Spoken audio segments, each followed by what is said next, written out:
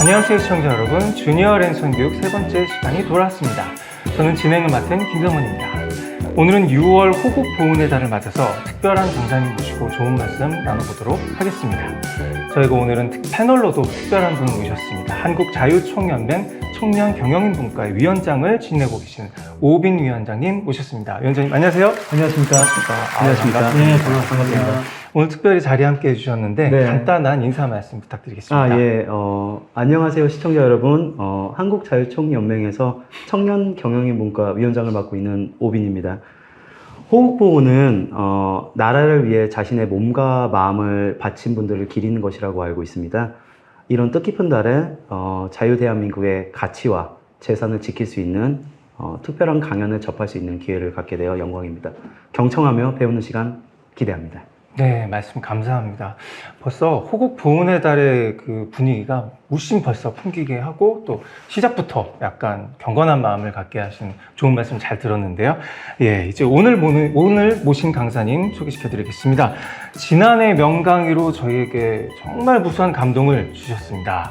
청와대 행정관과 세종대왕함 초대함장을 지내셨고 현재는 한국해양전략연구소의 객원연구위원을 맡고 계신 김덕기 예비역 제동님 다시 한번 모셨습니다. 제동님 안녕하세요. 네, 반갑습니다. 잘 지내셨습니까? 네. 오늘도 그 최다 출연을 갱신을 하시게 됐는데. 그랬어요. 영광입니다. 예. 또 기회를 주셔가지고. 작년에 이제 방송 이제 보시고 네. 많은 분들이 정말 너무 좋은 강의 그리고 네. 그 전문적인 지식은 지식대로 그리고 네. 또 감동을 줄 수 있는 그런 네. 부분도 그래서 굉장히 또 많은 분들이 문의를 주셨어요. 네. 제동님 한번 좀 다시 좀 모셔야 되겠다고. 네, 그래서 네.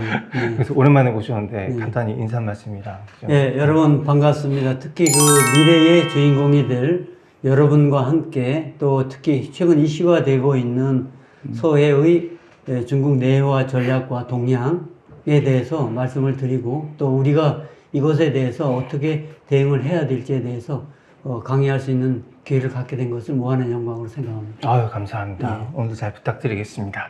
예, 제동님께서 말씀하셨듯이 이제 그 중국의 서해 내해화를 위한 서해 공정과 우리의 대응 전략에 대해서 말씀해 주실 텐데요. 지금 전 세계적으로 강대국 사이에서의 주도권 싸움이 굉장히 치열하게 진행되고 있지 않습니까?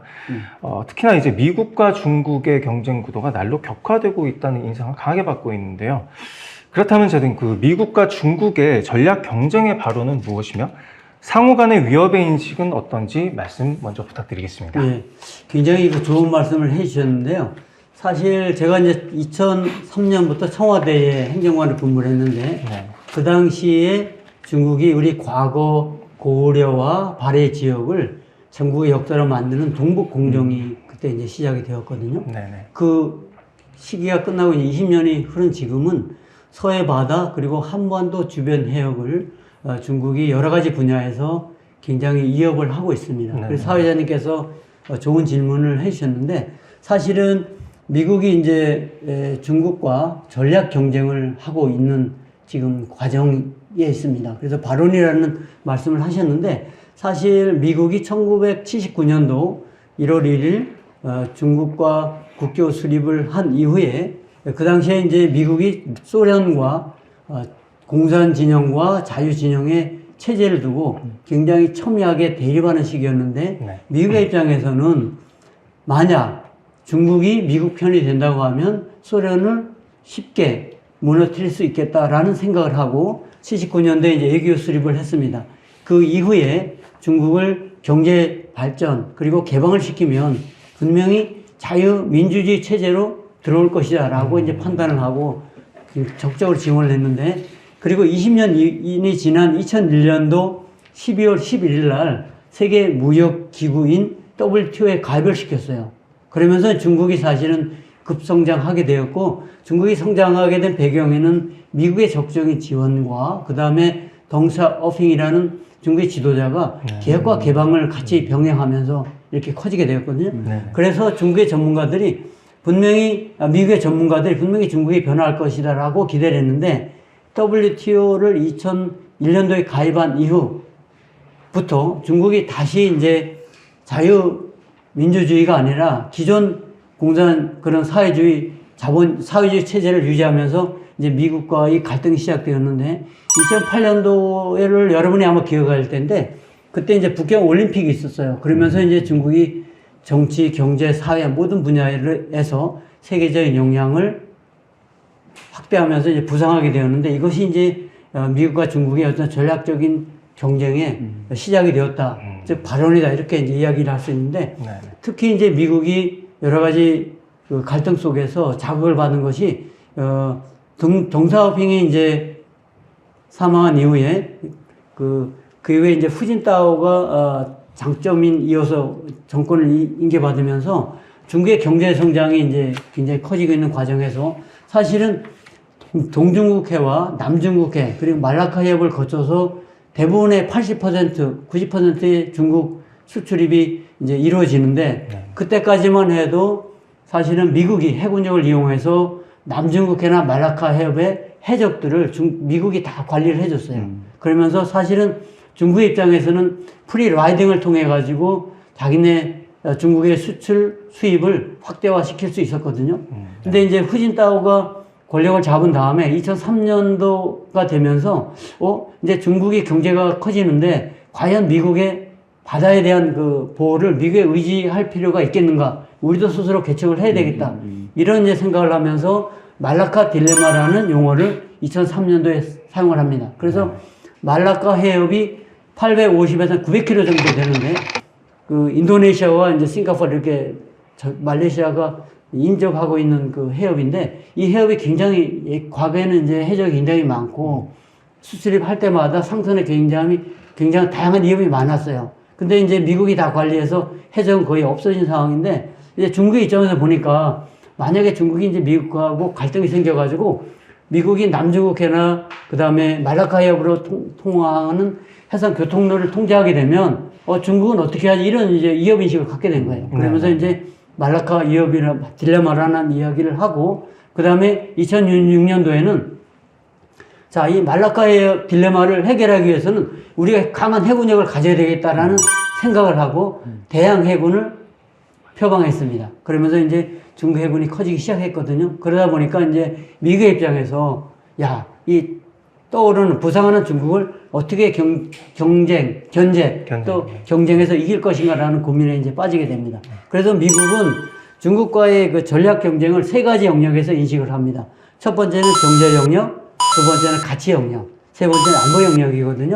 그 경제 영역에서는 그 시진핑 주석이 2013년도에 권력을 잡으면서 중국이 국가가 생긴 100주년이 되는 2049년도에 미국과 대등한 또는 미국을 능가하는 그러한 그 국가를 만들겠다라는 그 중국몽을 선언을 하고 그 중국몽을 선언하기 위해서 한 가지는 1대1로라는 그 정책을 구상을 합니다. 그래서 1대1로를 통해서 육지와 해상을 통해서 무역을 확대해 나가겠다. 옛날에 여러분들이 아마 실크로드라는 맞습니다. 그런 용어를 네, 많이 맞습니다. 습해보셨잖아요. 그래서 옛날에 그 명나라 때는 육상과 해상, 그 육상 실크로드와 해상 실크로드를 통해 가지고 중국이 굉장히 세계 GDP의 한 20%를 점할 정도로 굉장히 강대국이었어요. 그런데 1대가 지상이고 1로는 해상.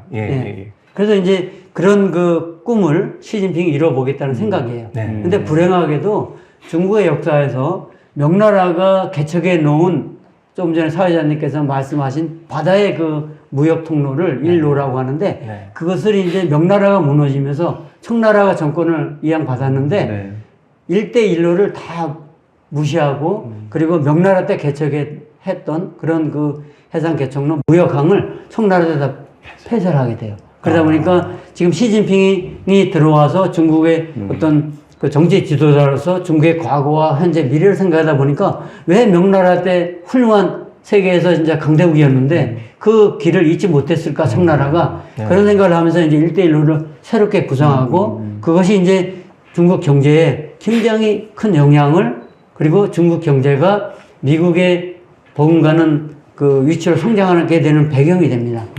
그리고 이제 경제 영역에서 또 하나는 이제 최근에 이제 온실가스를 최대한 중국이 배출하고 있고 해양 플라스틱도 많이 나오고 있잖아요. 이런 면에서 이제 우려를 하고 있고 두 번째 이제 가치 영역에서는 사실은 앞에서 조금 전에 말씀드린 것처럼 중국의 경제 성장을 통해서 미국이 추구하는 가치 영역, 즉 자유 민주주의 영역으로 들어올 줄 알았는데 그것이 아니고 자기네 고유 가치관으로 가고 있다 보니까 이데올로기적인 그 좀 차이랄까 그런 그 경쟁 뭐 이런 좀 스트러글이 좀 있는 거고 두 번째는 미국의 입장에서 보니까 소수민족에 대한 탄압이 너무 심한 거예요. 사실 티베트 신장 위구르여는 자치 독립국이었잖아요. 그럼에도 불구하고 중국이 사실은 병합을 했거든요.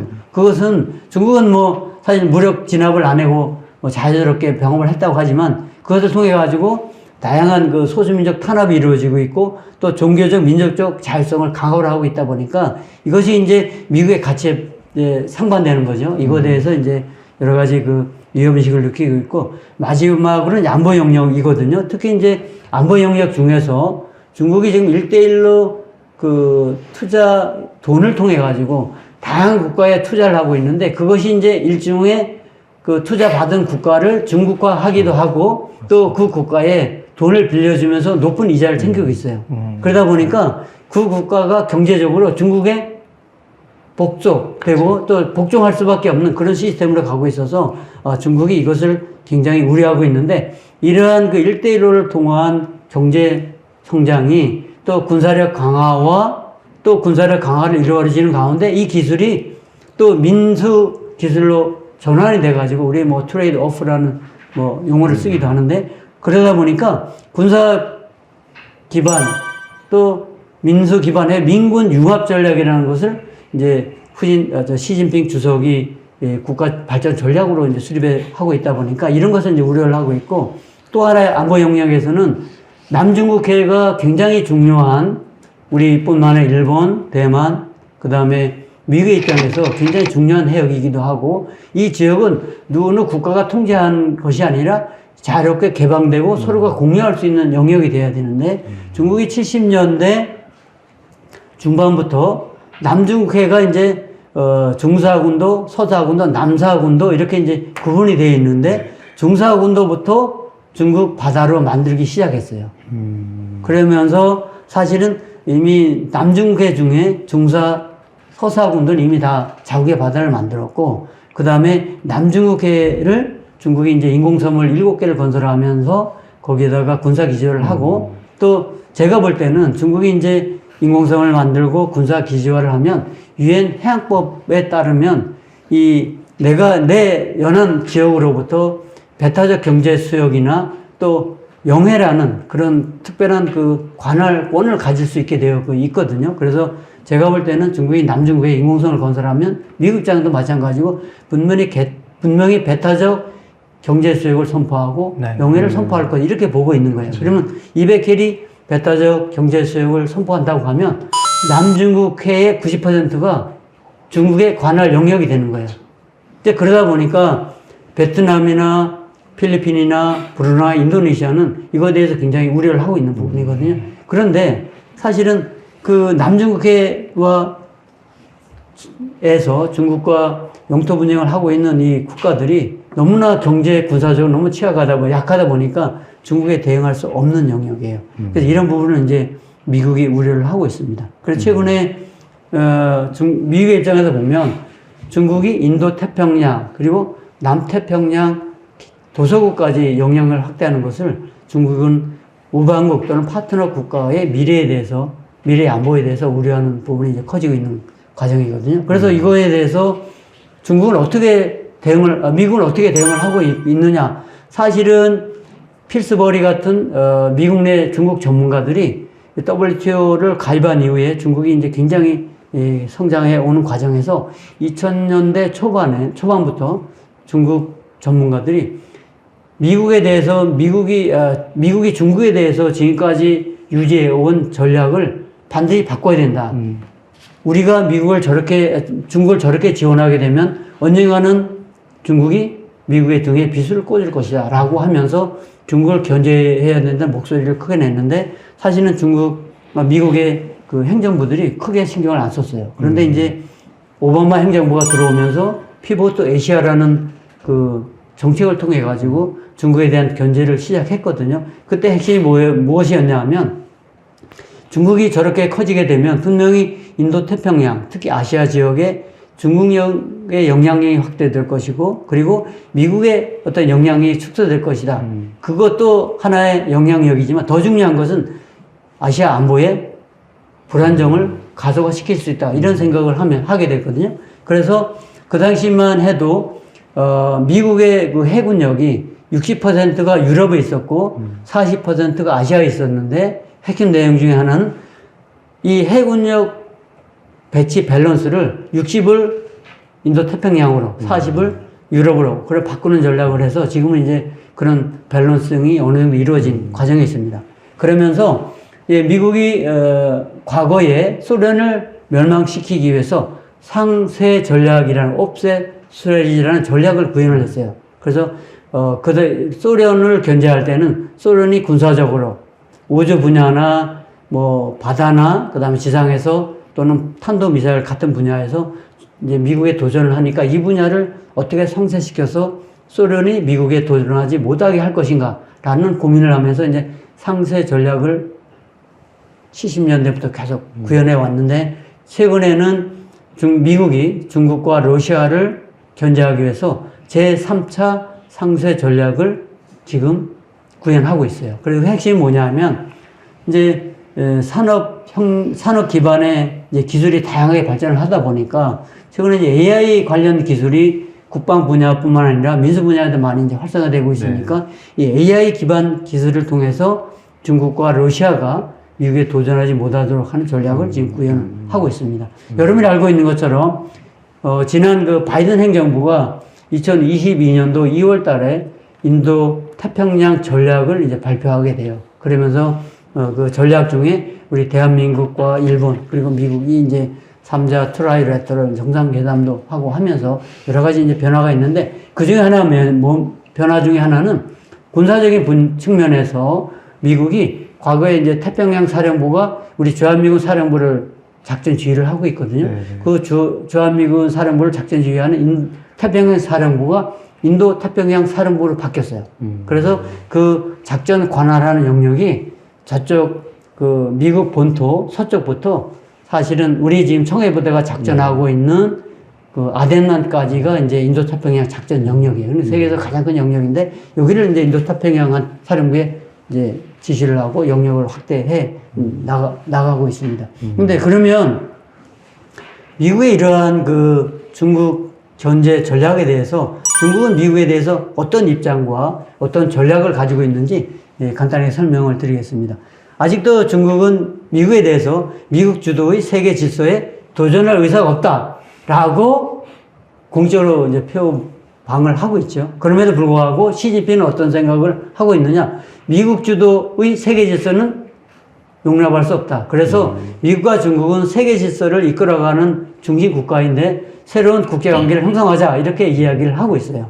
그러다 보니까 거기에서 이제 차이가 있는 거죠. 중국은 어떤 생각을 하고 있냐면 과거에는 세계 질서 속에서 중국은 참여자였을 뿐인데 앞으로는 주도자 역할을 하겠다. 그러니 미국 너희가 우리를 이해해달라 이런 생각이고, 그 다음에 미국과의 관계 속에서도 과거에는 수동적인데 앞으로는 우리가 주도적으로 액티브하게 너희를 대하겠다 이런 생각을 이제 가지고 있고 그렇게 이제 목소리를 내고 있습니다.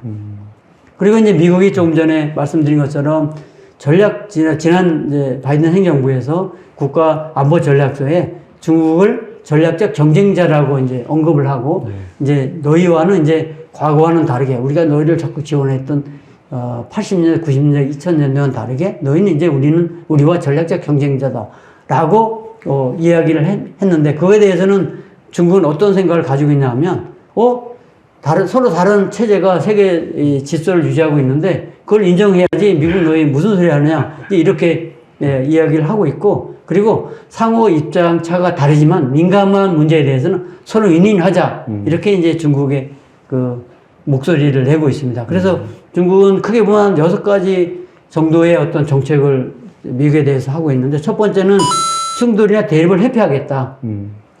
이제 두 번째는 부동전이라는 그 중국의 속담이 있는데 서로 차이를 인정하고 공동 목표를 위해서 서로 그 상생해 나가자는 생각을 가지고 있고, 세 번째는 상호 핵심 이익을 존중하자. 근데 여기서 상호 핵심 이익 중에 중요한 것이 남중국해예요. 그래서 중국은 서해와 이해도가 포함된 동중국해, 그 다음에 남중국해를 핵심 국가 이익으로 선정해 놨어요. 그래서 모든 국가가 국가 핵심 이익은 어떤 수단과 방법을 동원해서라도 유지를 해야 돼요. 보호를 해야 돼요. 그러다 보니까 중국이 서해, 이해도관, 동중국해, 남중국해를 핵심 이익으로 해놨기 때문에 여기는 중국이 필사적으로 관리하고 통제하려고 하고 있습니다. 그러다 보니까 여기에서 우리 대한민국, 그 다음에 일본, 타이완, 그 다음에 우리 남중국해 갈등을 갖고 있는 연안국들하고 갈등이 계속 커지고 있는 겁니다. 네 번째는 상호이익, 호혜 협력하자. 지금 이제 트럼프 행정부 2기가 돼가지고 여러 가지 탈핵, 관세 전쟁을 하고 있는데 이것도 서로 양보할 건 양보하자 이런 생각이에요. 그 다음에 다섯 번째는 서로 우위를 강화하자. 마지막으로는 세계 평화와 발전 소원은 서로 양국의 책임이고 미국의 책임이 아니다. 우리도 역할을 하겠다라는 이제 생각을 하고 있습니다. 그래서 이상으로 이제 사위자님께서 질문하신 거에 대해서 제가 좀 길게 설명을 드렸는데 발언을 이해하는 것이 좋으니까 네. 우리 주니어 분들이 네. 이해하고 대한민국을 미래를 고민했으면 좋겠다는 차원에서 좀 저부터 일단 좀 복습을 좀 하도록 하겠습니다. 감사합니다. 제동님, 그러면 그 중국의 입장이나 대응 전략 자체는 상당히 우호적인 스탠스를 유지하고 있습니다만, 네네. 그 현재 중국의 해양 통제권을 확대하려는 움직임도 그 함께 보이고 있는데, 네네. 이러한 중국의 적극적 그 해양 팽창 전략이 어떻게 진행되고 있는지 궁금하거든요. 네. 그래서 앞에서 이제 여러 가지 중국이 이제 미국에 대응하는 전략을 말씀드렸는데, 시진핑 주석이 2013년에 들어와서 이제 중국몽 실현을 해야 되겠다고 생각을 했잖아요. 그래서 중국몽을 실현하기 위해서는 강한 군대가 반드시 있어야 된다라는 생각을 하고 있고, 그 강한 군대의 중심이 해군이에요. 맞습니다. 그래서 중국은 지금 해양 굴기를 하고 있는데, 이 해양 굴기 시진핑 국가주석의 어떤 그런 국가 전략을 뒷받침하기 위해서 해군은 적극적인 해양 팽창 정책을 국가 전략과 병행해서 추진하고 있습니다. 그러면 이것을 제가 한 세 가지 분야로 설명을 드리려고 하는데, 특히 중국이 이제 해양 굴기를 하는 과정에서 가장 큰 거는 대양해군, 아까 2006년도에 후진타오 주석이 천명을 했던 대양해군을 이제 건설하는 것이 첫 번째 목표고, 그 다음에 대양해군을 건설하는 과정에서 이 미국의 영향력을 확대하고 있는 인도태평양이 중국의 현재와 미래를 위해서 굉장히 중요한 해역인데, 네네. 이것을 중국이 통제하지 못하면 중국의 미래는 없다 이렇게 보고 있는 과정이에요. 네. 그래서 인도태평양을 확실하게 통제하겠다. 특히 인도태평양 바다를 통제하겠다. 이런 생각을 이제 가지고 있습니다. 이것을 위해서 세 가지 전략을 지금 추진하고 있는데, 첫 번째는 인도태평양 영향력 확대를 위해서, 여러분이 아마 제2 도련이라는 이야기를 들어보셨을 텐데, 제2 도련은 중국의 본토에서 한 2,000km 정도 떨어져 있는 그 해역을 의미하고, 그 다음에 제1 도련은 중국의 본토에서 한 1,000km 정도 떨어져 있는 해역을 의미합니다. 그래서 오늘날 중국은 제1 도련과 제2 도련에서 미국이 진입하지 못하도록 하는 그러한 그 해군력을 지금 강화를 하고 있어요. 그래서 미국이 이 도련선으로 진입하지 못하도록 하기 위해서 세계에서 유일하게 항공모함을 공격할 수 있는 탄도미사일을 중국이 보유하고 있습니다. 등폭 21과 26을 보유하고 있는데, 이 탄도미사일 능력을 강화하고 있고, 여러분이 잘 알고 계시는 것처럼 우크라이나 전쟁 때 러시아가 극초음속 미사일을 사용했어요. 킨잔이라는 미사일을 사용했는데, 지금 중국도 마찬가지 극초음속 미사일을 개발을 하고 있습니다. 그래서 우리 대한민국, 우리 미래를 걱정할 때 저는 두 가지를 크게 보아야 된다고 생각하는데, 하나는 지금 러시아가 그 블라디보스토크가 러시아 이제 극동 함대인데, 거기에다가 그 새로운 신형 SSBN 잠수함과 SSN 잠수함, 그리고 킨잘 극초음속 미사일이 탑재 호위함을 지금 전개시키고 있거든요. 두 번째는 과거에 이제 그 블라디보스토크 연해주가 이제 중국 땅이었잖아요. 그래서 중국이 이제 청일 러일 전쟁 패배하면서 이제 그 땅을 이제 뺏겼다가, 사실은 이제 그 러시아가 지금 그 블라디보스토크를 이제 차지하고 있고, 중국 입장에서 보면 이제 동북 삼성에 있는 그 생산한 프로덕트, 수출품이 사실 바다로 나가야 되는데 러시아에 막혀 있는 상황이에요. 그래가지고 우크라이나 전쟁을 배경으로 해서 중국이 러시아를 설득해가지고 블라디보스토크를 100년간 임차를 했어요. 그래서 2023년 6월부터 중국이 자유롭게 블라디보스토크를 사용할 수 있게 되면서 동북 삼성의 무역 수출항과 생겼는데, 저는 우려하는 것이 지금 대한민국 우리 한반도 주변 해역이 중국과 러시아에 의해서 바다와 공중이 포위되고 있거든요. 근데 우리 국민들이 잘 몰라요. 최근에 이제 중러가 연합훈련하면서 굉장히 포위하는 그 연습을 많이 하고 있고, 그 다음에 동해는 이제 수심이 깊어가지고 한 2km 되거든요. 네. 러시아 잠수함이 지금도 활동을 하고 있다고. 우리는 그걸 탐지 추적하기 굉장히 해군이 고생하라고 했는데 굉장히 어려운 상황이에요.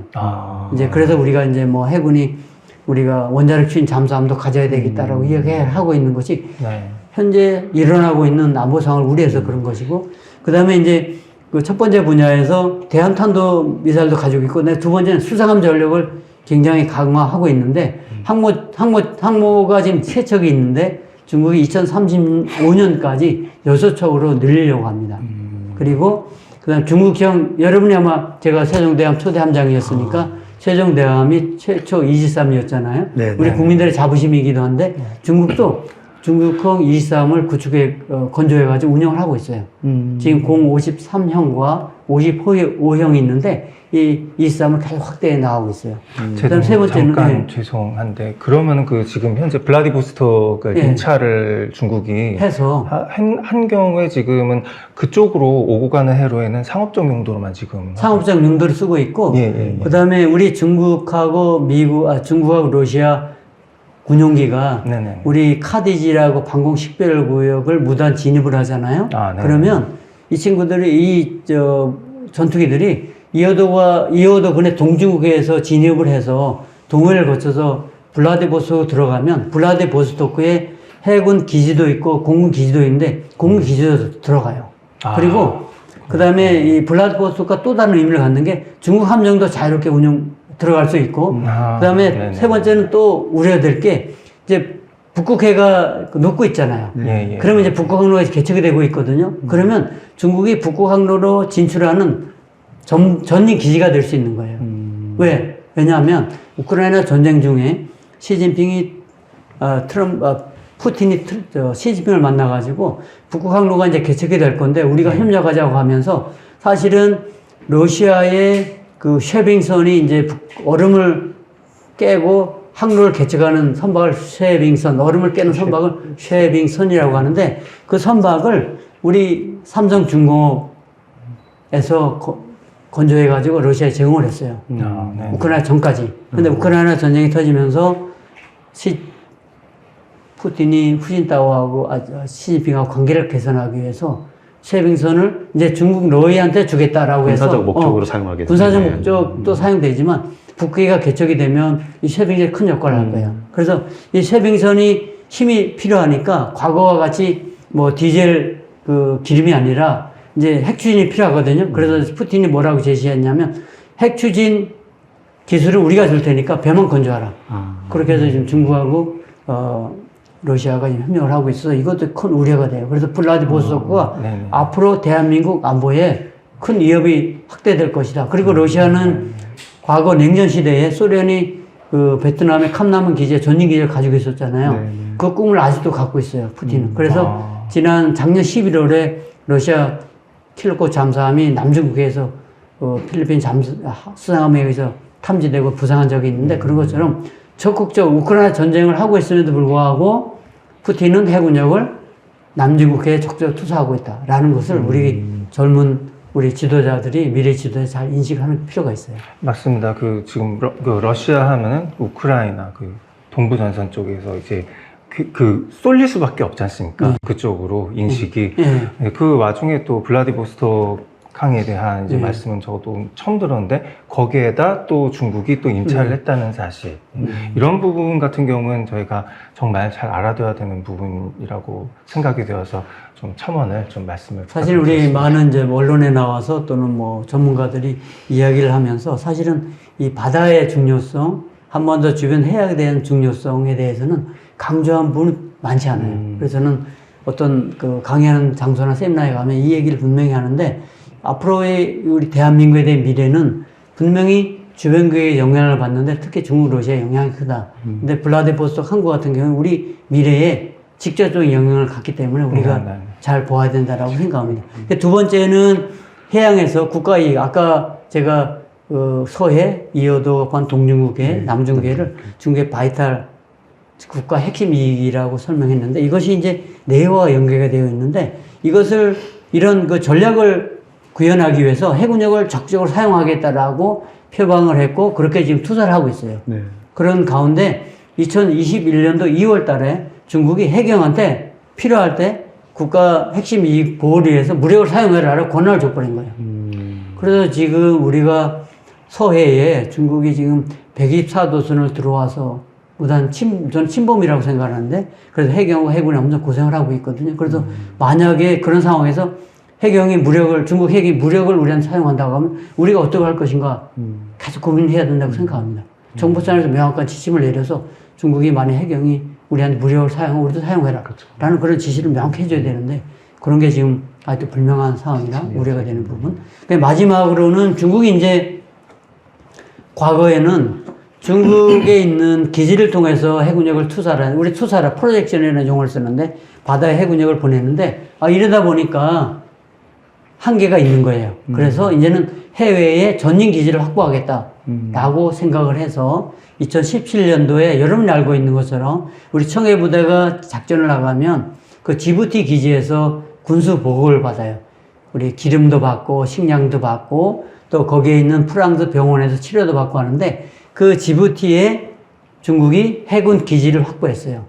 그래서 전진 기지를 확보하기 위해서 엄청나게 노력을 하고 있는데 최근에는 중국이 남중국해 전진 기지 확보가 필요해서 캄보디아 르암 기지에 미군 기지가 있었는데 캄보디아를 정치전을 통해서 설득을 시키고 미국 기지를 철수시키고 그 자리를 지금 중국이 들어가 있어요. 그래서 만일에 남중국해를 내요하는 과정에서 분쟁이 생기면 중국은 르암 기지를 해군력을 많이 정지시켜서 분명히 쉽게 베트남이나 필리핀이나 들어오는 걸 차단할 수 있다 이렇게 생각을 합니다. 네. 그리고 지금 최근에는 적도 기니라는 국가가 있는데 지난번 그 문재인 대통령께서 적도 기니 대통령을 초청해가지고 사실은 적도 기니하고 이제 협력 관계를 강화하려고 하는 사이에 적도 기니 대통령이 우리나라 방문하기 얼마 전에 적도 기니 해역에 유전이 발견된 거예요. 중국이 이거를 알아차리고 최근에 중국이 가만히 안 있죠. 적극적으로 막 전진해가지고 지금 군사 기지, 해군 기지를 건설하기 위해서 정치전을 하고 있습니다. 정치전의 핵심 중에 하나는 1대1로 자금을 통한 돈을 빌려주는 거예요. 너희 원하는 게 뭐야? 그럼, 그래, 우리 돈 줄게. 그래, 항구를 건설해, 부두를 건설해. 걱정하지 마, 우리 돈 주고, 우리 기술이 있고, 우리 노동자가 있으니까 가서 해줄게. 이렇게 하면서 정치인을 하고 있는 거예요. 그래서 이것을 우리가 우려해야 돼요. 1대1로의 아까 말씀하신 상황처럼 네. 돈을 빌려주거나 뭐 이런 식으로 해서 우리가 네. 뭘 건설했으니까 소위 갑과 을의 관계가 네. 되어 이제 그 나라를 컨트롤할 수 있는 그런 위치를 만드는 그래서 미국 전문가들은 중국이 1대1로 자금을 빌려주고 그 국가를 중국에 복종하게 하는 그런 그 지금 전략을 쓰고 있는데 그것을 채권자 제국주의라고 표현했어요. 제국주의는 알고 계시잖아요. 영영. 채권자 제국주의. 그래서 내가 돈을 빌려주고 돈을 빌린 국가가 우리한테 복종하게 하면 컨트롤. 그렇죠. 쉽게 얘기하면 영향을 행사하고 컨트롤하게 하는 거예요. 그래서 내가 중국이 원하는 목적을 달성하는 거예요. 그래서 내가 항구를 차지한다든가 그 해군력을 전개시킨다든가 아니면 공항을 차지한다든가 이런 역할을 하고 있는데 지부티가 그래요. 그래서 지부티에는 지금 중국, 미국, 독일, 프랑스, 일본이 전진기를 가지고 있거든요. 그래서 지부티 국가는 이 기지를 빌려주고 거기서 돈을 받아가지고 국가 재원을 충당하고 있어요. 굉장히 못 사는 국가잖아요. 그런데 지부티가 수에즈 운하 들어가는 그 길목에 있어가지고 굉장히 중요한 거거든요. 최근에 이제 예멘 후디 반군이 홍해로 들어가는 그 상선들을 공격하잖아요. 그 길목 쪽 위에 있어가지고 굉장히 중요해서 중국이 이제 그것을 알아차린 거죠. 그래서 중국이 그거를 통제하고 싶은 거예요. 이제 그런 상황. 그래서 두 번째 우리 위원장님 질문하신 질문에 대해서는 제가 이 정도로 이제 좀 답변을 드리도록 하겠습니다. 그 제도님, 그럼 현재 중국이 네. 그 서해와 동중국해, 네. 그 남중국해 내해화를 그 목표로 움직이고 있다고 네, 보이는데 네, 네. 그 목적과 전략은 어떻게 되나요?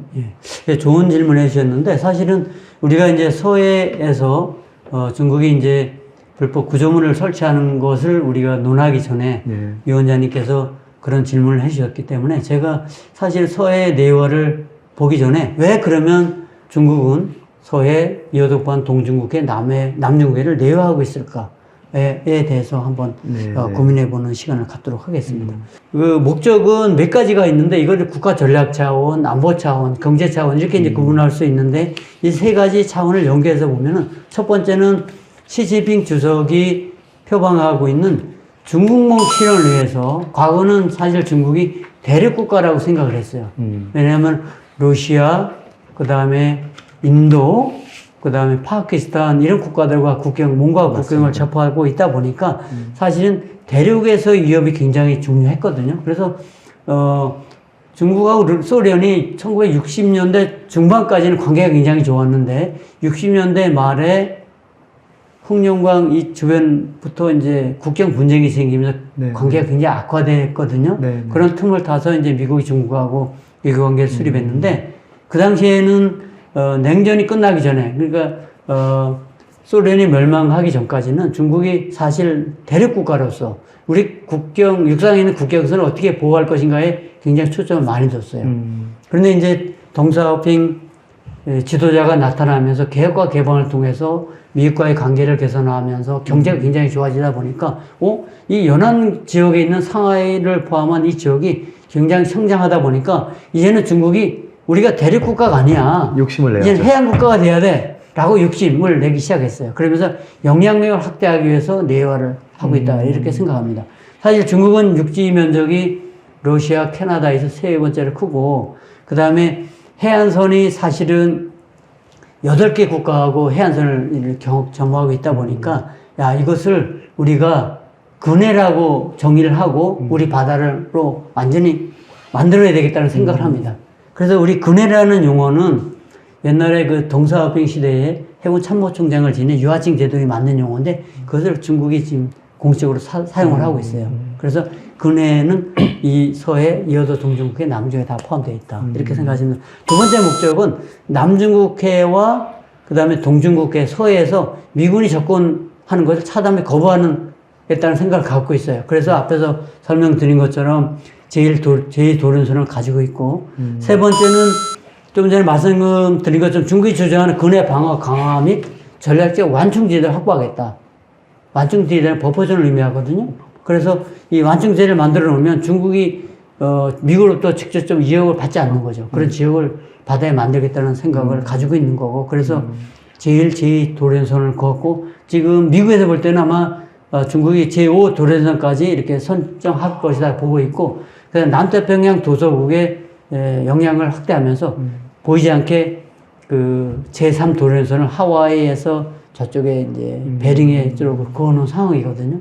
그렇게 이해하시면 될 거고 네 번째는 서해와 동중국해 그리고 서태평양을 거쳐서 그 말라카 인도양으로 거치는 그 해상 교통로라는 용어를 쓰는데 영어로는 뭐 슬락, SLOC, Sea Lines of Communication 용어를 쓰는데 그 해상 교통로를 안전하게 확보하고 통제하는 것이 목적입니다.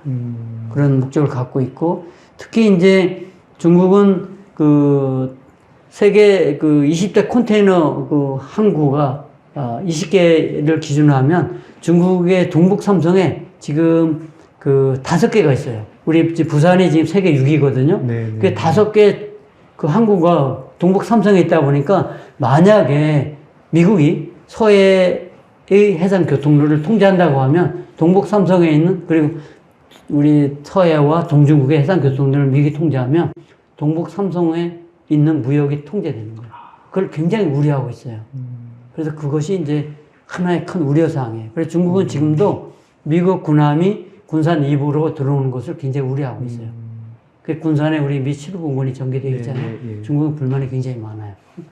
그래서 다섯 번째는 서태평양에서 인도양 페르시아만까지 연결된 해상 교통로가 있는데 이것을 보호하고 해상 이익을 극대화하겠다. 그래서 최근에는 중국이 지금 남아프리카 공화국이라고 알고 계실 때 영국 옛날에 식민지였던 국가인데 이 루이보스라는 차 많이 유명하죠. 루이보스, 네. 그 생산지가 남아프리카 아프리카. 공화국 콩과 식물인데 많이 마시는데 그 남태평양 공화국과 그 관계를 강화하면서 지금 이제 아프리카 동쪽 해역까지 지금 영향을 확대하는 있는 과정입니다. 여섯 번째는 경제적인 측면에서 내화를 통해 가지고 해양 자원을 확보하고 또 개발하겠다 이런 생각을 가지고 있는데 우리 서해 이어도 동중국해가 사실은 우리 칠광거라고 알고 계시잖아요. 네, 이게 네, 네, 네. 이제 분쟁의 씨앗이 된 것이 1968년도에 미국 의회에서 그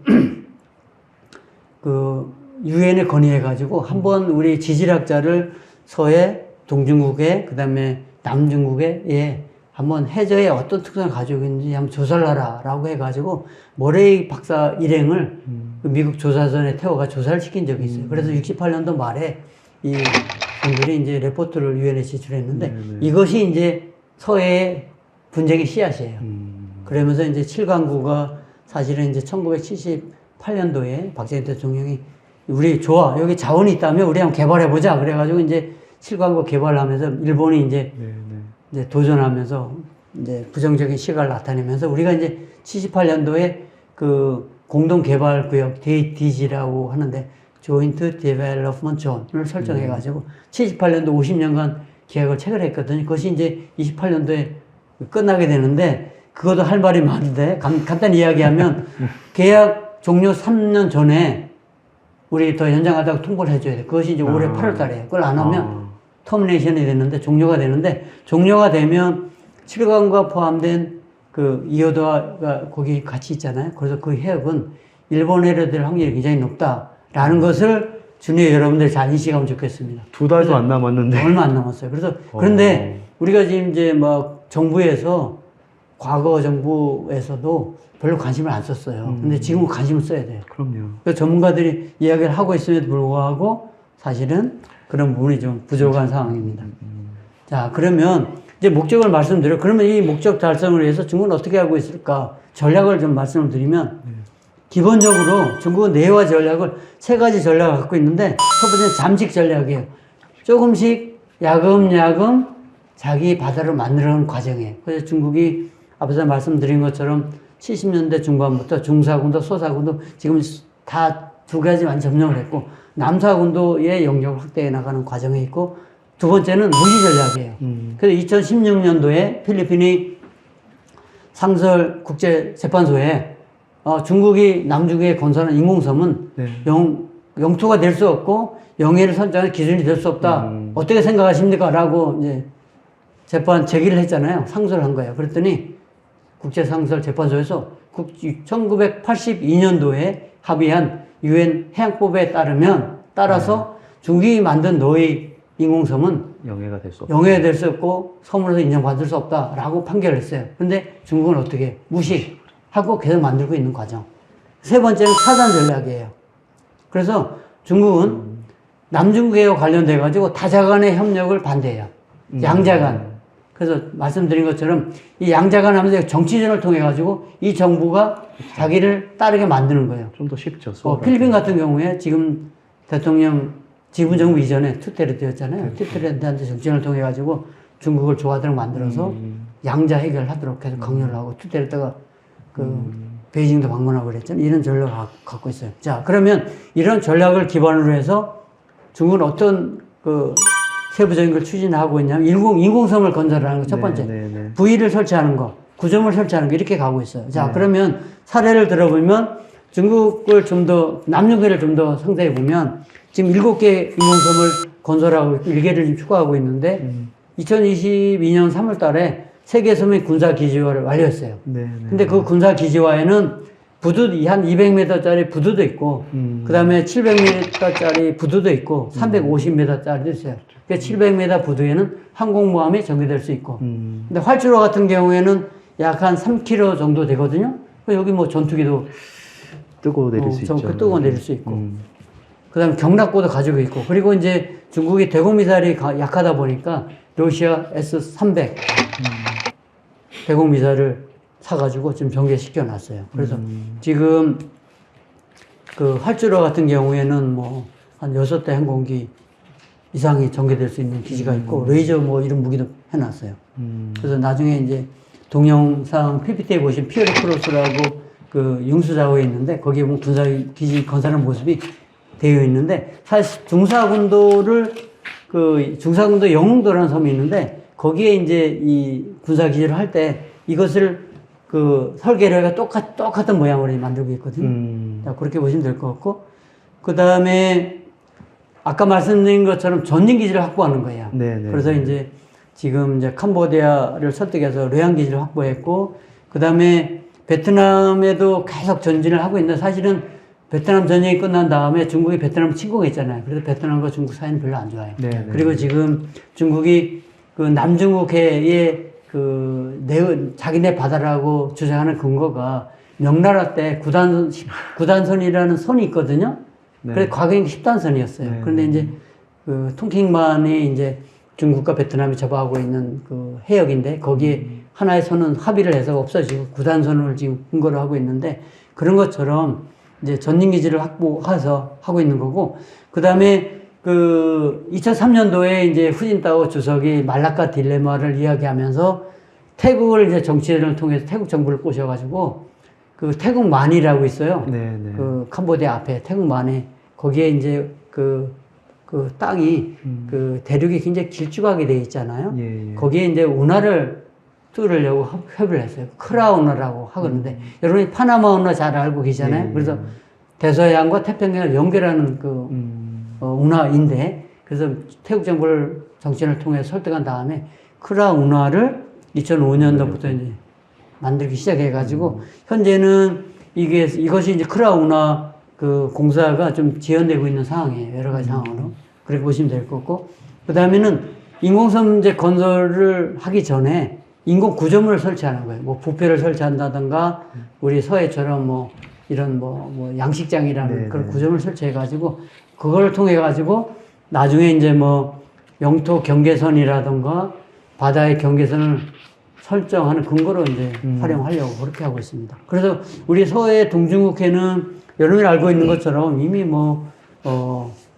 2000년 초부터 다양한 그 부표를 설치하고 있거든요. 그래서 제가 부표를 설치하는 목적은 경계선을 설정하는 기준도 될 수 있지만 그 부표에 다양한 센서를 설치해가지고 다양한 정보, 해수 흐름, 해수 온도, 군사적. 바람 이런 걸 이용할 정보를 획득하면 사실은 우리가 바다에 작전할 때 굉장히 중요한 것이 바다의 특성이에요. 네. 야, 해수 온도는 어떻게 돼? 해수 흐름은 어떻게 돼? 왜냐면 해수 온도는 우리가 수상함이 적 잠수함을 탐지할 때 중요한 영향이 되거든요. 해수 온도와 영도가 잠수함을 탐지하는 그 음파에 영향을 굉장히 미치기 때문에 이제 그런 용도를 쓸 수 있다.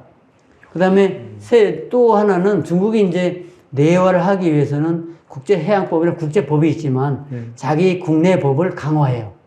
그래서 뭐라고 하면 우리 국내법이 이렇게 돼 있기 때문에 나는 어쩔 수 없이 내가 주장을 하고 실천을 해야 돼. 그래서 2022년도처럼 뭐 해경이 무력 사용할 수도 있어. 또 법에 그렇게 돼 있기 때문에 난 사용했어.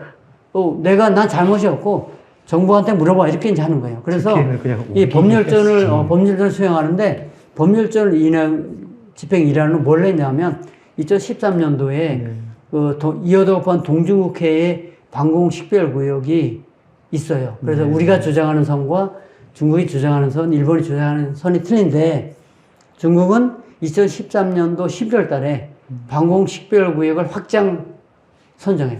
확장해서 발표를 해버린 거예요.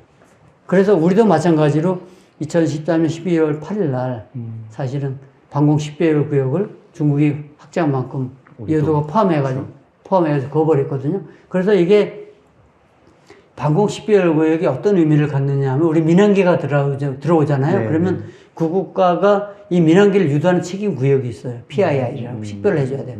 그 구역을 기준으로 우리가 방공식별 구역을 설정했었는데 중국이 확장하면서 야 이건 뭐야? 우리 이럴 수 없지 해서 우리도 이제 확장해놨기 때문에 지금 방공식별 구역이 한중일이 증폭이 되다 보니까 러시아, 중국 항공기가 계속 우리 방공식구를 들어오는 과정이라 이것이 우발적인 충동을 확대될 수 있다 이렇게 보시면 될 것 같아요.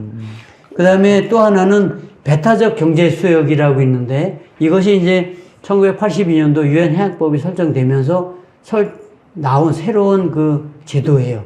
그래서 이게 200캐리거든. 200캐리면 육상 기준으로 380km까지 연안국이 관할권을 가질 수 있어요. 이것은 내일 여기서 해양 자원도 개발할 수 있고, 그 다음에 수상에서의 활동도 할 수 있는 거예요. 그런데 동해와 서해는 양쪽을 합치면 760km가 돼야 되는데 이게 안 되다 보니까 중간 수역을 그러면 이 배타적 경제 수역을 그을 수 없을 때는 어떻게 하느냐? 중간 수역을 설정해라. 이렇게 이제 묵시적으로 이야기를 하고 있기 때문에 우리가 이제 일본, 중국하고 동서에서 이 선을 긋지 못하다 보니까 여기에 갈등이 있는 거예요. 공동으로 관리하는 개념이 되는 걸까요? 예, 그렇죠. 예, 그 이상으로 이제 전략과 정책에 대해서 제가 내용을 말씀을 좀 드렸습니다. 감사합니다. 좋은 말씀 감사합니다.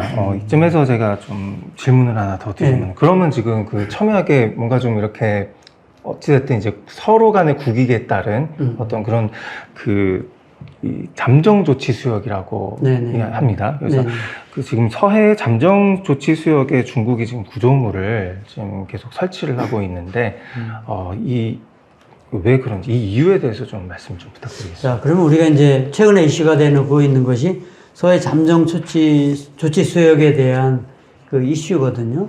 그래서 사실 좀 전에 말씀드린 것처럼 우리가 이제 동해는 일본과 중간 수역이라고 설정을 해놓고 거기 이제 울릉도 의혹은 대화태라는 수역이 있어요. 거기가 이제 수심이 얕아가지고 거기에 해산물이 굉장히 풍부해요. 어종이. 그래서 오징어도 많고 그런데 그걸 포함해서 중간 수역을 설정해놨어요. 그래서 거기에서 이제 어선들이 조업하는 쿼터도 정해놨거든요. 그런데 이제 우리 서해에는 이름을 잠정 조치 수역으로 설정했어요. 왜냐하면 이것이 생기기 이전에 이런 게 설정이 안 돼 있다 보니까 어선이 들어가고 불법 조업이 많아가지고 자꾸 갈등이 생기는 거예요. 그래서 2000년도에 한중간의 어업협정을 체결하면서 한중간에 이제 그러니까 일반 어업 활동과 연계 충돌을 예방하고 그 다음에 어선의 공동조업을 보장하기 위해서 조치한 수역이 이제 잠정 조치 수역, 영어로 PMG, Provisional Measures Zone 이렇게 설정을 하고 지금 운용을 하고 있어요. 그런데 이 수역이 어떤 의미를 갖느냐 하면 지금 북한 같은 경우에는 1962년도에 중국하고 중간 수역을 설정해 두었어요.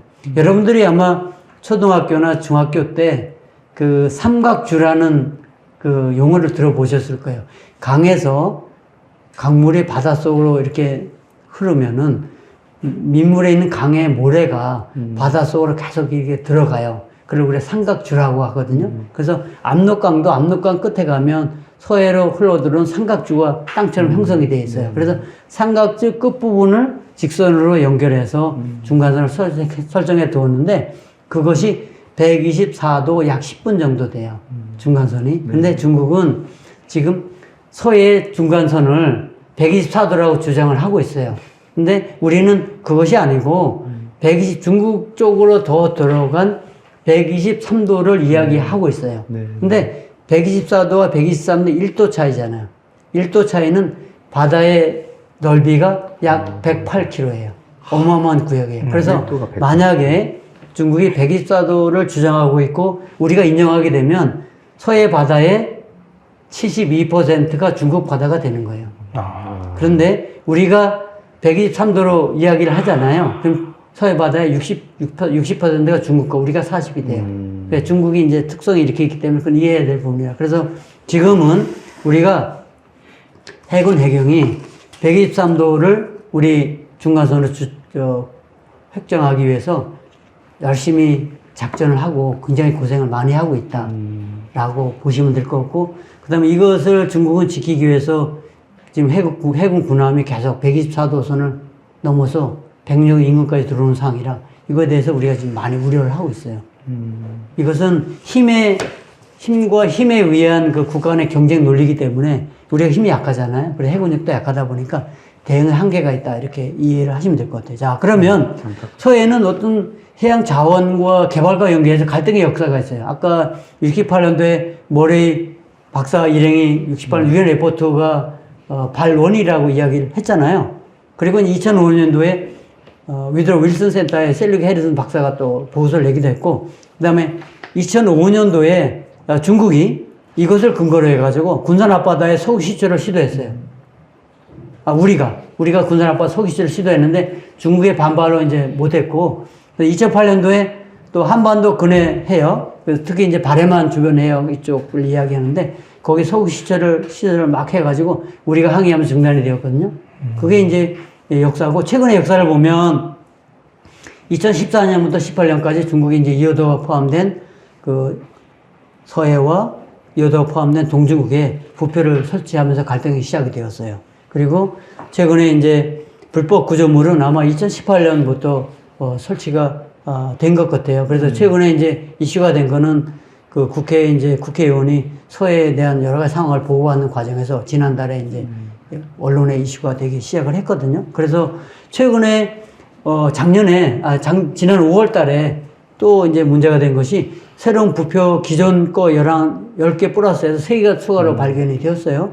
그래서 1개는 앞에서 말씀드린 PMG 내에 있고 2개는 이제 중국 쪽에 있는데, 이 부표는 과거와는 다르게 그 모양도 커졌고 등대 형태로 되어 있어서 아마 다양한 정보, 하양 그 기상 여러 가지 정보를 획득하지 않을까 이렇게 생각이 되고, 그러면 이제 이어서 최근에 중국이 이제 고정식 부유식 구조물을 설치해 놨잖아요. 네. 자기는 뭐 해양 양식을 위한 뭐 구조물 이렇게 이야기하는데, 내가 이제 제가 중국 언론 이런 정보를 여러 가지 분석해 보니까 2018년도 7월 달에 아마 PMG 내에 이동식 구조물을 설란 1호를 설치한 것 같아요. 그래서 설란 1호는 보니까 뭐 굉장히 크잖아요. 아마 그래서 자기는 뭐 그 다양한 어종을 이제 뭐 이야기를 하고 있는데, 어떤 어종인지 우리가 뭐 추가적으로 확인을 해야 될 부분이라고 생각을 하고, 그 다음에 이 18년도에 설치한 이 설란 1호는 2023년 달에 우리 작전 중 해군이 이제 처음에 발견해가지고 실제 아마 설치는 중국 언론을 보니까 아마 2018년도 7월 달에 설치했다 이렇게 판단이 되고, 그 다음에 2002년 3월 달에 이 이동식 그 해양 그 산업, 해양 양식장 이 구조물을 관리하기 위해서 이동식 구조물을 설치를 했는데, 이것이 보니까 1982년도에 중동에서 아마 석유 그 시추선을 불란서에 주문을 했던 것 같아요. 이것이 2016년에 폐선을 했는데 이것을 중국이 도입해가지고 일부 좀 개조 개정을 해가지고 아마 설치를 한 것 같아요. 그래서 이 중국은 이것을 설란 1, 2호를 관리하는 그 고정시설이다 이렇게 이제 이야기를 하고 있습니다. 그래서 중국의 주장에 따르면 고정식 구조물은 양식장을 관리하는 것이고, 이동식 설란 1, 2호는 인공 양식장이 특히 연어를 양식한다고 이야기하는데, 제가 그래서 그 해양 자원에 대한 그 전문가한테 물어봤더니 서해 특성상 연어가 양식이 되는 게 제한된다라고 이야기해요. 네. 여러분이 서해 가보니 서해는 수심이 얕아가지고 사실은 이 해수가 깨끗하잖아요. 그러니까 연어가 그리고 여름에 온도도 높아요. 근데 연어가 우리 북해 뭐 노르웨이에서 생산이 많이 된 이유는 물도 깨끗해야 되고 수온도 적정해야 되는데 서해는 적정하지 않다. 그래서 전문가들이 볼 때 중국이 뭐 연어 양식을 한다고 넌센스라고 이제 이야기를 하고 있는 것이에요. 그래서 데려와서 할 수도 있는 거예요. 구조물 특징이나 이거에 대해서 여러분들 한번 언론에 많이 나와 있으니까 진해 여러분들이 한번 참고해 주시고, 나중에 이제 아마 한국 자유총연맹에서 제 파워포인트 그 강의 자료를 한번 올릴 거니까 그렇게 좀 확인해 주시면 좋을 것 같고, 제 강의 자료에도 구조물의 특징 이런 걸 제가 잘 삽입을 해 두었거든요. 그런데 여기서 이제 고정식 구조물에 대해서 잠깐만 추가를 하면, 여기에 보니까 헬로패드가 있어요.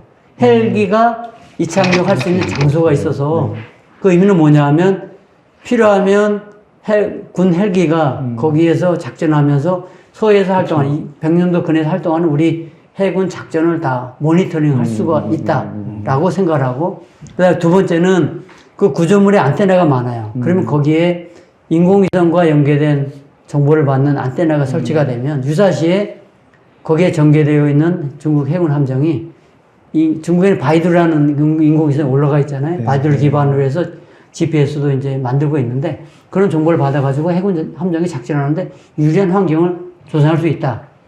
라고 생각을 합니다.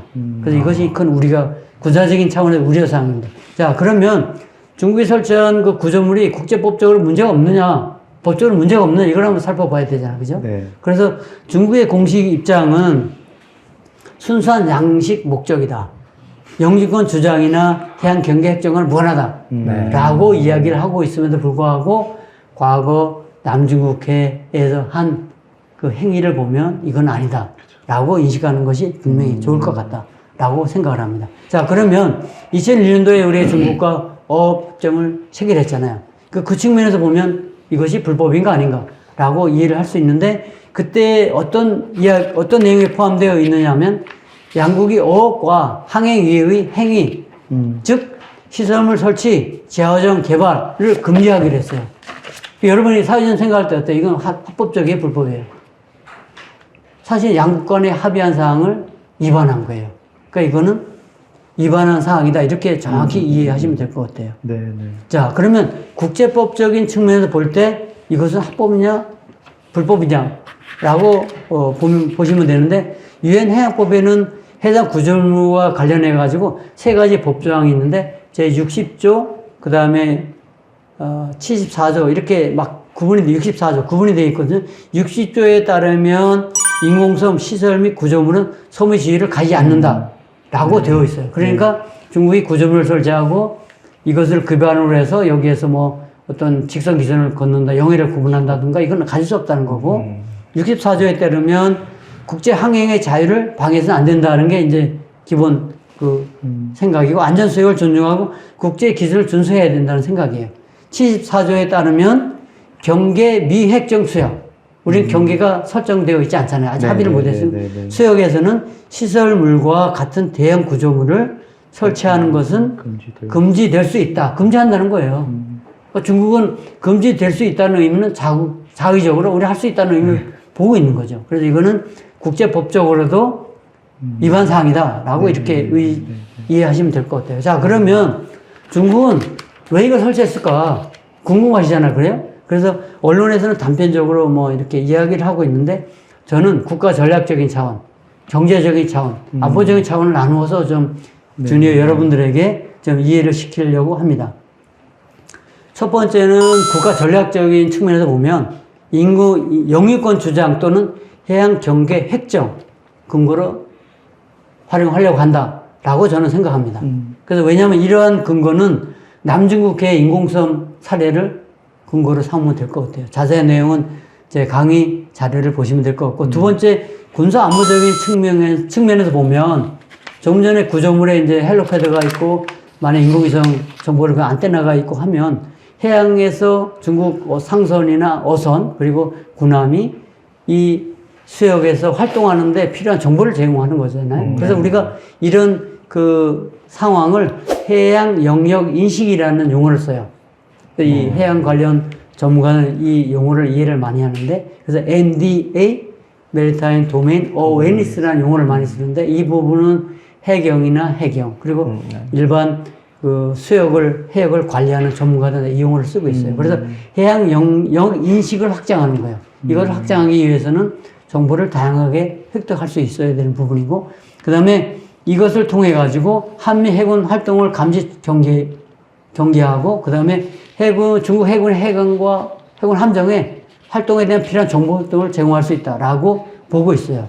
그래서 제가 볼 때는 고정식이 됐든 이동식이 됐든 거기에 뭐 수중 센서, 레이더 또는 뭐 소음 청지 이런 장비를 통해 가지고 수중에 활동하는 모든 정보를 획득할 수 있다 이렇게 보고 있고 그다음에 군사적인 측면에서 제가 이 부분은 확실하게 강조를 하고 싶은 부분이 있는데 우리 여러분이 역사 공부할 때 산동반도의 신라 시대에 신라원, 신라방이 있어서 여러분이 장보고 대사를 아시나요?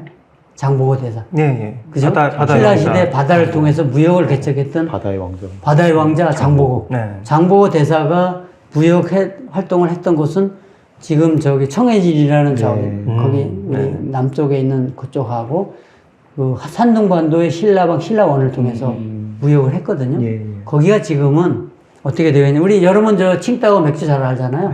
그 청도가 거기 있잖아요. 네. 그 칭따오라는 맥주는, 과거 아편 전쟁이 끝난 다음에 독일이 이제 산둥반도 청도 지역을 지배하면서 그 독일이 맥주 만드는 기술을 공장을 세웠고 지금 그 기술을 맞아요. 이전받은 거고 지금도 청도에 가면 독일식 건물의 그 유지 비용은 독일 정부가 제공해요.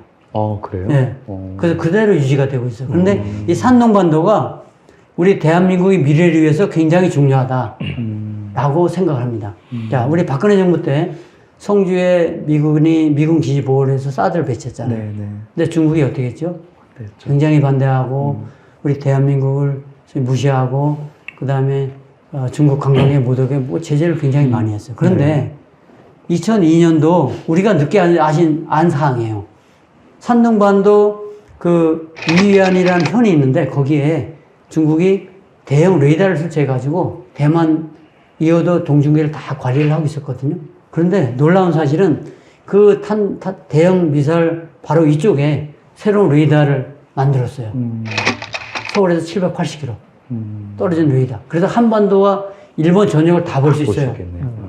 그러니까 우리가 사드 배치할 때 중국이 이야기한 것은 야, 그 레이더가 우리 거 다 보고 있어. 그런데 사실은 그 레이더가 중국을 볼 수 없어요. 서해 일부러 우리 쪽만 볼 수 있는 거지. 그런데 중국은 이 레이더를 통해 가지고 5,500km 다. 표적이 10m 스퀘어 미터 표적을 5,500km를 볼 수 있는 거예요. 그러니까 대한민국, 홋카이도, 일본, 오키나와 다 볼 수 있는 레이더를 가지고 있으면서 이 레이더보다 사실 5분의 1 능력을 가진 5분의 1 능력도 안 되는 레이더를 배치했다고 우리를 멸시하고 제재하고. 안보전을 무시하고 이런 걸 여러분 이해하셔야 됩니다.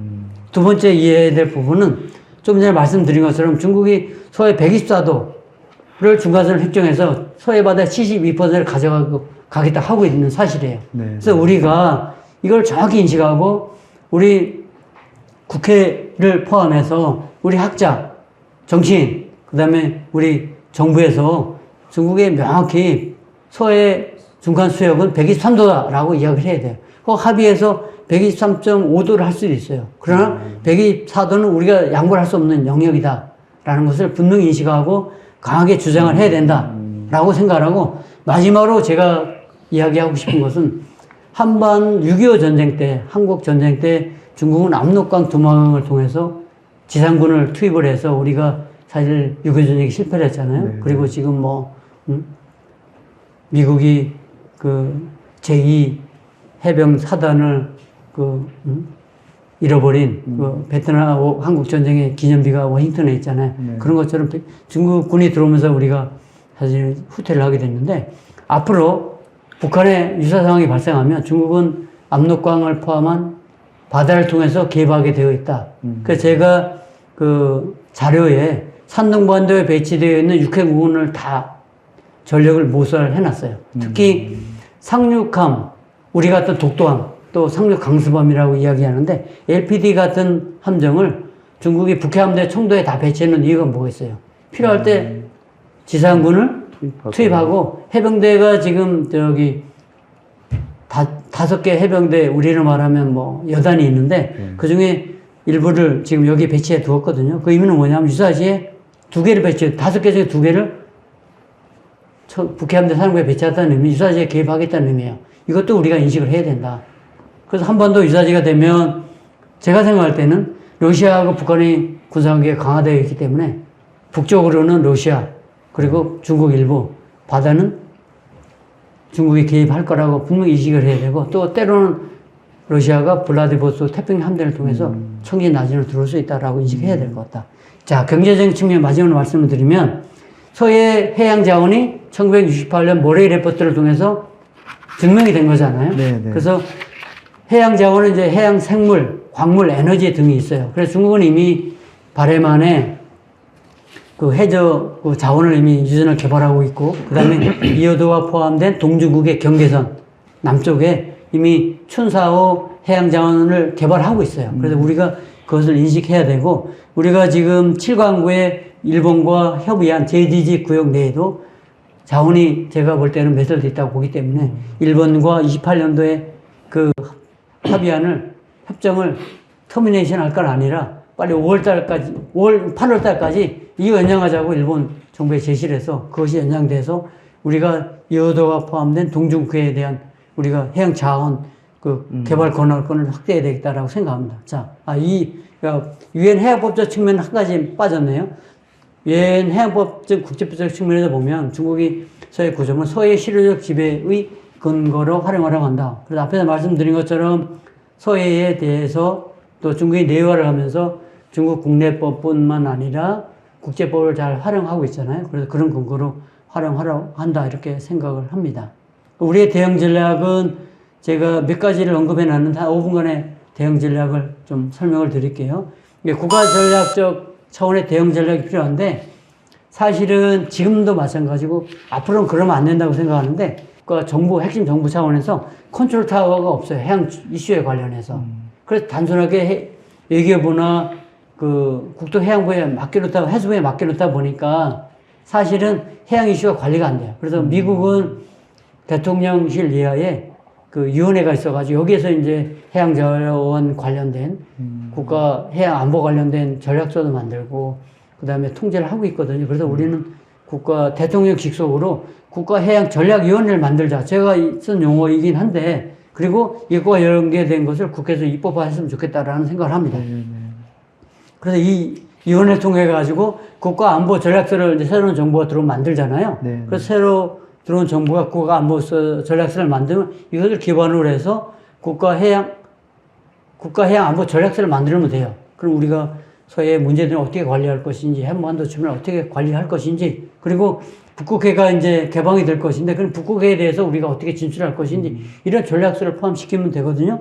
이렇게 했으면 좋겠다라는 생각이 들고, 두 번째는 외교 국방 차원에서 대응 전략을 간단하게 설명을 드릴게요. 특히 외교부는 25년 4월 3차 한중 해양 협력 대화에서 구조물을 이동시켜라 라고 요구를 했지만, 중국의 입장에서 보면 엄청난 돈을 들인 거예요. 쉽게 철거가 안 됩니다. 근데 우리는 이제 어떤 이제 전문가들은 우리가 이제 비례적으로 대응해야 된다라는 얘기에 저는 동의합니다. 그러면 비례적으로 대응하기 위해서는 그것과 유사한 구조물을 우리도 설치해야 돼요. 근데 우리는 자유민주주의 국가잖아요. 구조물 설치하려면 예산을 반영해야 돼요. 그 예산은 누가 허가해주죠? 국회에서 인정해줘야 되잖아요. 이런 절차를 밟다 보면 시간도 많이 걸리고 굉장히 비용이 많이 들으니까 한계가 있다라고 생각을 합니다. 그럼에도 불구하고 또 비례적으로 대응하는 것이 필요하다라고 생각을 하고 또 한 측면에서는 우리 이제 해수부에 이 서베이 조사선이 있거든. 조사선이 끊임없이 우리가 주장하는 123도선을 가서 계속 서베이를 하고 중국에 관한 어떤 활동을 하라고 있는지 서베이를 하고 또 해양 정보에 관련된 정보를 획득할 수 있는 노력을 해야 된다라고 생각합니다. 또 외교 국방 차원에서 요새는 최근에 다양한 이제 국제 채널이 있어요. 그래서 아세안 플러스 국방협력 회의도 있고 하기 때문에 그리고 이제 서태평양 해군이 모여서 하는 서태평양 해군력 심포지움 WPNS라고 하는데 그런 회의체를 통해서 우리가 우리의 목소리를 내야 된다라고 생각합니다. 특히 이제 중국이 남중국해를 내외화하면서 남중국해 내외화 연계해가지고 아세안 국가들이 여러 가지 협의를 했어요. 근데 중국이 지키지 않고 있는데 예를 들면 뭐 행동 규칙이라는 거, 코드 오브 컨덕트, 코드 오브 컨덕트 같은 그런 협의안이 잘 진행이 될 수 있도록 하면 중국이 내외화하는 것을 어느 정도 견제할 수 있다라고 생각합니다. 그래서 우리가 국제 협의체에 갔을 때 중국이 이런 거를 따를 수 있도록 계속 좀 협력을 하고 또 무언의 압력을 행사를 하고 얼마 전에 이제 ARF라고 아시아 리저널 포럼에서 미국 국방부 장관이 이런 이야기를 했거든요.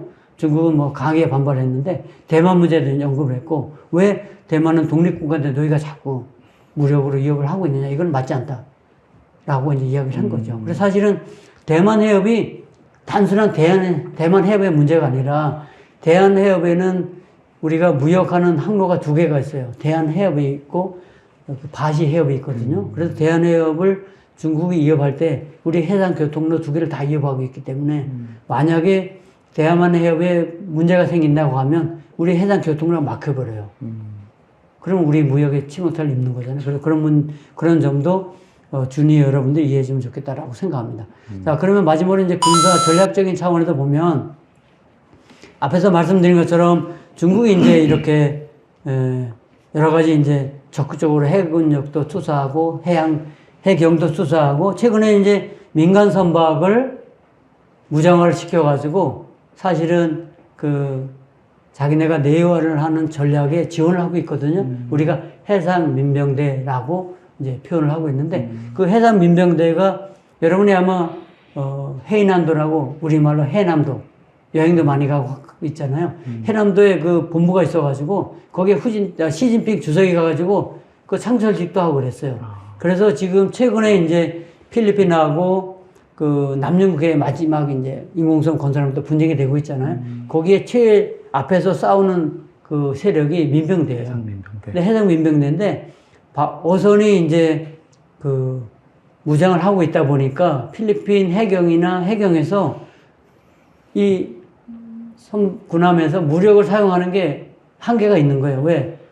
UN 법에 따라서 군함이 민간을 무력을 사용할 수 없거든.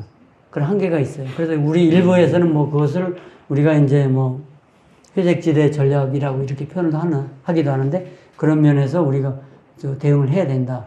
특히 이제 군사적인 측면에서는 우리가 124도를 넘어오는 중국 해경이나 그 다음에 해군 함정을 어떻게 우리가 견제하고 차단할 것인가에 대해서 우려를 해야 되고 정부에서 그런 인식을 가지고 필요하면 교정 지침도 만들어주고 대응 지침도 마련해 주어야 분명히 우리가 합리적으로 이 중국의 서해 내화를 막을 수 있다 이렇게 생각을 합니다.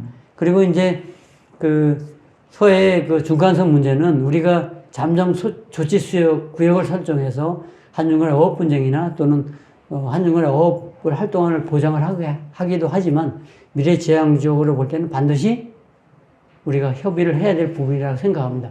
협의가 이루어지지 않는 한 지금과 같은 구조물은 계속 설치될 수밖에 없고 또 갈등은 지속될 수밖에 없다라고 생각합니다.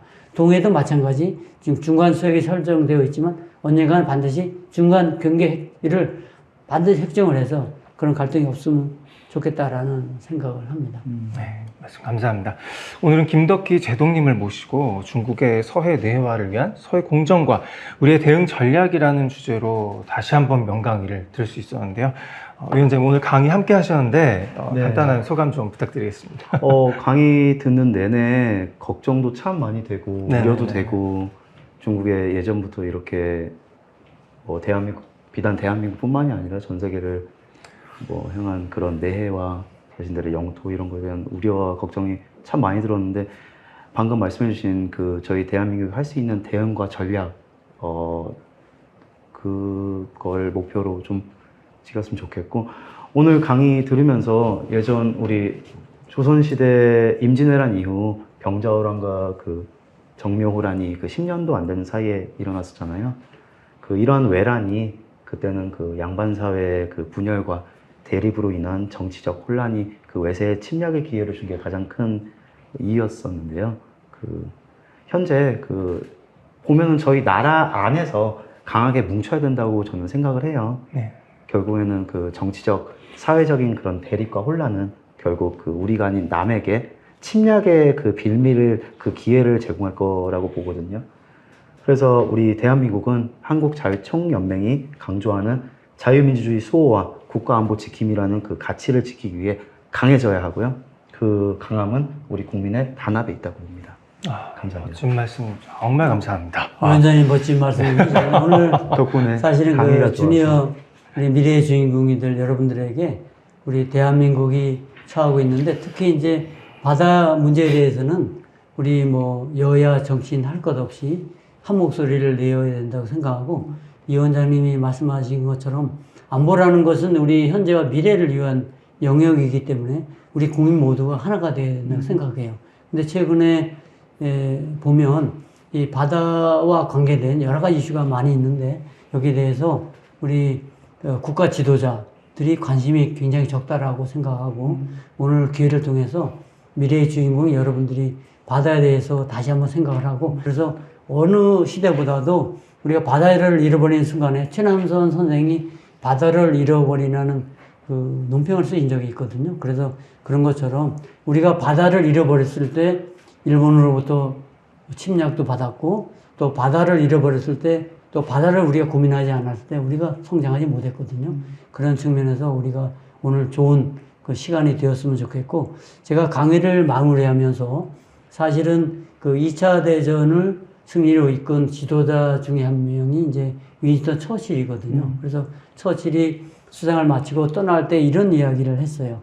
세계의 질서는 강대국이 이끌어가고 있고 세계의 법도 마찬가지인데 강자는 평화를 유지하게 만들어가는 상황인데 약자는 평화를 누릴 자격이 없다. 그래서 약자는 항상 서러운 거예요. 그래서 우리도 한미 동맹을 좀 더 강화하고 그런 가운데 우리의 국가 이익을 어떻게 우리가 잘 지키고 미래지향적으로 국가 핵심 이익을 확대해 나갈 것인가를 고민을 많이 해야 된다고 생각합니다. 그래서 우리 그 윈스턴 처칠이 그런 말을 했거든요. 고난을 벗어나고 싶다면 계속 전진하라. 라고 하면서 영국이 이제 그 이후에 굉장히 성장을 했고, 최근에는 이제 브렉시트로 인해서 유럽연합에서 탈퇴하면서 다시 영국이 기울어지고 있는데, 여러분들도 마찬가지로 윈스턴 처칠의 그 위대한 명언을 생각하고, 우리 대한민국을 한 번 더 멋있게 이렇게 전부시킬 수 있는 그런 중심적인 역할을 해주는 지도자가 되어주기를 기대를 하면서 강의를 마치겠습니다. 너무너무 감사합니다. 오늘 중요한 행동은 여기서 마무리하도록 하겠습니다. 함께해 주신 김덕희 제동님, 오빈 위원장님 감사합니다. 저는 다음 시간에 다시 찾아뵙도록 하겠습니다. 시청해 주신 여러분 감사합니다. 네, 감사합니다.